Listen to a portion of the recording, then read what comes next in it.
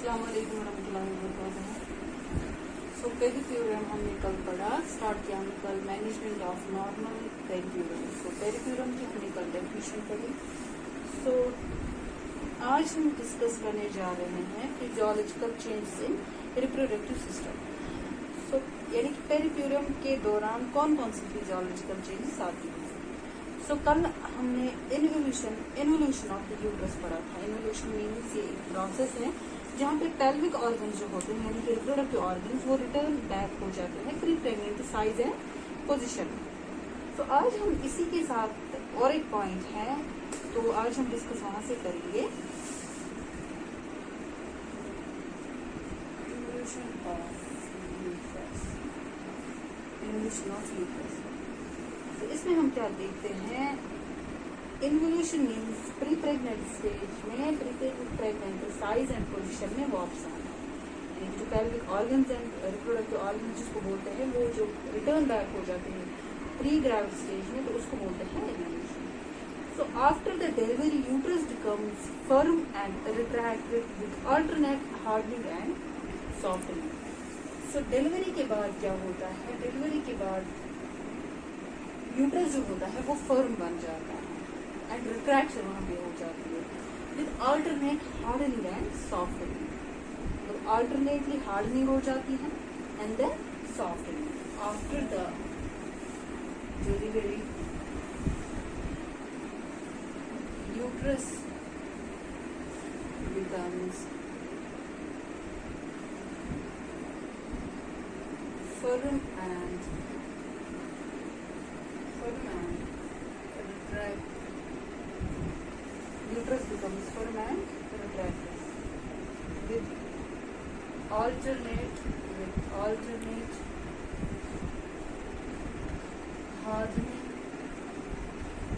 and softening. Alternate hardening and softening के साथ the uterus measures about 20. The uterus measures about 20 into 12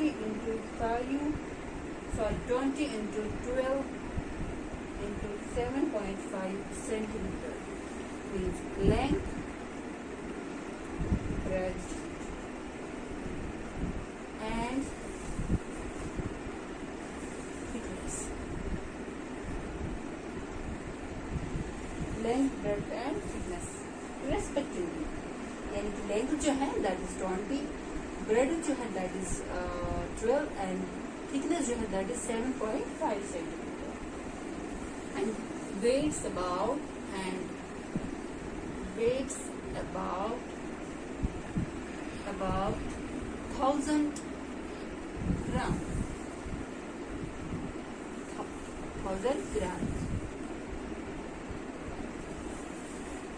तो उसके बाद क्या हो जाता है, जो यूट्रस होता है वो फर्म एंड रिट्रैक्शन वहां पे होती है with alternate hardening and softening. और जो मेजर होता है, जो यूट्रस जो होता है उसकी लेंथ होती है 20 सेंटीमीटर, ब्रेथ होती है 12 सेंटीमीटर एंड थिकनेस होती है 7.5 एंड इसका जो वेट होता है वो होता है 1000 ग्राम।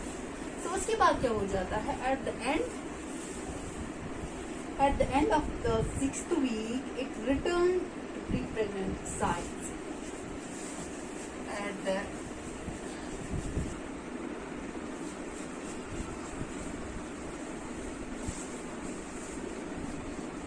हम यहाँ पे क्या देखेंगे,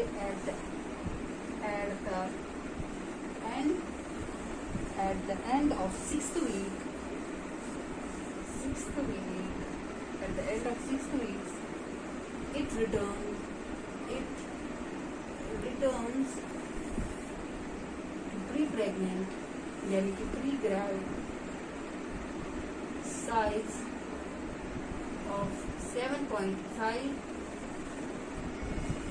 into 5 into 2.5 सेंटीमीटर। पहले जो था 20 into 12 into 7.5 सेंटीमीटर। अब जो 6th वीक कंप्लीट होने जा रहा है तब इसका जो तब ये किस पोजीशन में आया है, 7.5 जो है वो इसकी लेंथ है, एंड 5 जो है वो इसकी ब्रेड्थ है, एंड 2.5 जो है वो इसकी थिकनेस है। एंड जो वेट जो पहले था, जब स्टार्ट होने जा रहा है डिलीवरी के बाद पेरिक्यूरम, तब वेट इसका 1000 ग्राम। अब जो वेट है वो है 60, एंड वेट जो है वो है 60 ग्राम। पहले जो था वेट वो था 1000। अब जब पेरिक्यूरम एंड होने जा रहा है, मीन्स ये जो रिप्रोडक्टिव ऑर्गन है ये वापस आ रहे अपनी पोजिशन में, तब इसका वेट जो है वो 60 ग्राम है।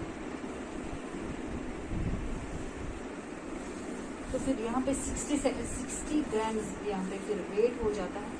अब जब हम देखेंगे जो ये कंट्रैक्शन एंड रिडक्शन होता है यूट्रस मसल्स, यूट्राइन मसल्स का, तो वहां पे क्या होता है मसल फाइबर्स का, ये कंप्रेस करता है ब्लड वेसल।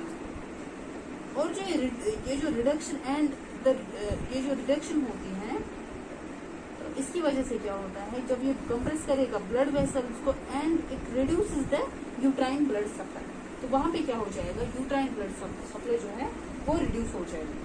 तो ये था involution of the uterus, involution of the uterus. अब हम स्टार्ट करने जा रहे हैं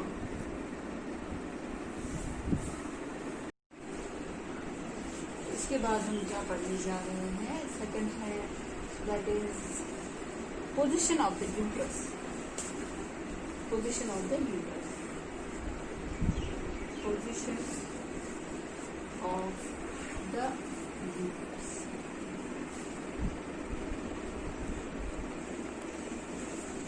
सो इसके बाद हम क्या लिखेंगे, इमीडिएटली आफ्टर डिलीवरी जो यूट्रस होता है वो यानी कि वो सिंपाइसिस प्यूबिस एंड अम्बलाइकस के बीच में पड़ता है। आफ्टर डिलीवरी जो यूट्रस होता है ये सिंपाइसिस प्यूबिस एंड अम्बलाइकस के बीच में पड़ता है विद इन 12 आवर्स, 12 घंटों के अंदर अंदर। उसके बाद क्या हो जाता है, it raises to the level of umbilicus. इसके बाद ये जो अम्बलाइकस होता है इसके लेवल से ऊपर जाता है या स्लाइडली इसके ऊपर जाता है। सो यूट्रस जो होता है वो बिगिन हो जाता है डिसेंड करना into the pelvis cavity at the rate of about 1 centimetre, per day 1 centimetre ये करता है, पर डे 1 सेंटीमीटर ये यूट्राइन यानी कि यूट्रस पेल्विक कैविटी में जाता है, डिसेंड होना स्टार्ट होता है, पेल्विक कैविटी में जाता है 1 centimetre per day until 10 days,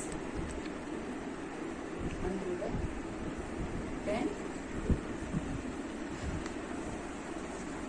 तो ये हमें कब पता चलता है, पाल्पेशन के दौरान हमें ये सब कुछ पता चलता है। जब हम पाल्पेट करते हैं इसके पास है लवर एब्डोमेन, हम पाल्पेट जब करते हैं तब हमें ये सब पता चलता है।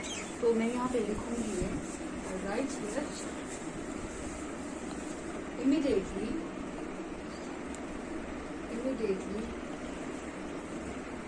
after delivery the uterus lies between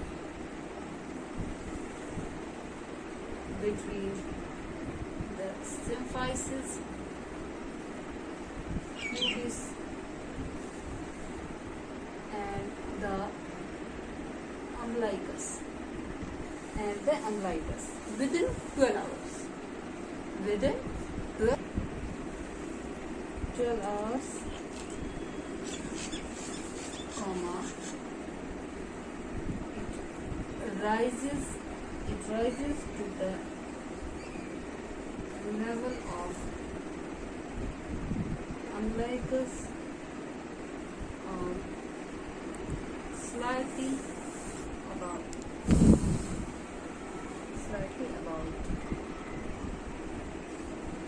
जो यूट्रस होता है, यूट्रस बिगिन होता है डिसेंट होना, begins to descend into the pelvic cavity at the rate of about 1 centimeter per day until the 10th week. So ये था portion of the uterus. So next क्या है? नेक्स्ट हम करेंगे सर्विक्स.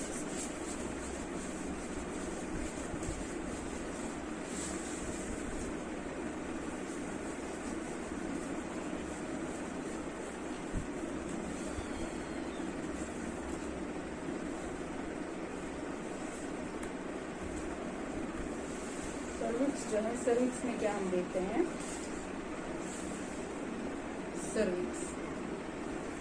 सर्विक्स में क्या होता है? आफ्टर डिलीवरी जो लोअर यूट्राइन सेगमेंट जो होता है, LUS जिसको हम बोलते हैं, लोअर यूट्राइन सेगमेंट जो होता है, और जो सर्विक्स जो होता है, lower uterine segment and cervix,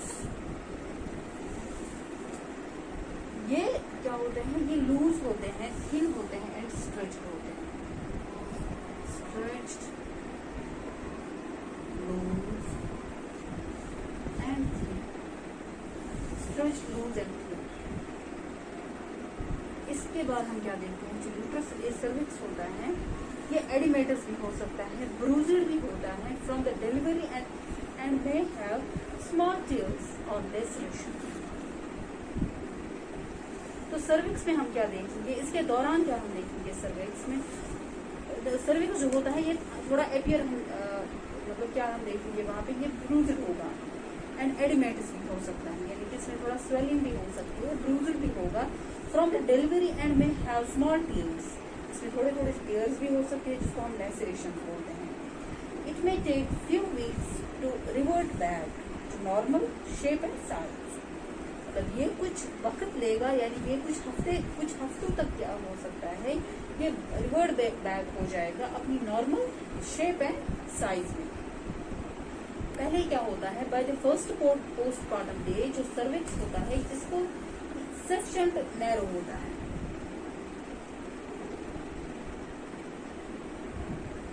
ये सफिशिएंटली नैरो होता है. इसकी वजह से क्या हो सकता है? पहले हम क्या करेंगे? अगर हम लाइक जब हम कंट्रैक्शंस देखते हैं तब ऑब्वियसली हम मींस दो जो फिंगर्स होते हैं वो अंदर ले सकते हैं. तो इसके टाइम हम क्या कर सकते हैं? इसके टाइम हम अच्छे से फर्स्ट मतलब पहले पोस्टपार्टम के पहले दिन में क्या कर सकते हैं? पहले दिनों में अगर फिंगर डालेंगे तो ऑब्वियसली वो फिंगर ऊपर जा सकती है, मतलब इनटू द सर्विक्स जा सकती है. अब जब ये हफ्ते खत्म हो गए पेरिक्यूरम वीक एट द एंड, मतलब 6th वीक खत्म होने को होगा, तो यहाँ पे हम क्या देखेंगे? उस दिन उस वक्त हम क्या देखेंगे? जो नैरोइंग होगी वो बहुत कम होगी. तो हम उस टाइम हम क्या कर सकते हैं? उस टाइम हम फिंगर का सिर्फ टिप अंदर ले सकते हैं. पहले क्या था? पहले हम दोनों मतलब 2 उंगलियां अंदर ले सकते थे. अब हम क्या देखेंगे? At the end of the 6th week हम सिर्फ फिंगर का टिप अंदर ले सकते हैं. तो आज के लिए इतना ही. इंशाल्लाह हम कल नेक्स्ट टॉपिक में मिलते हैं. तब तक के लिए अस्सलाम वालेकुम, अल्लाह हाफिज.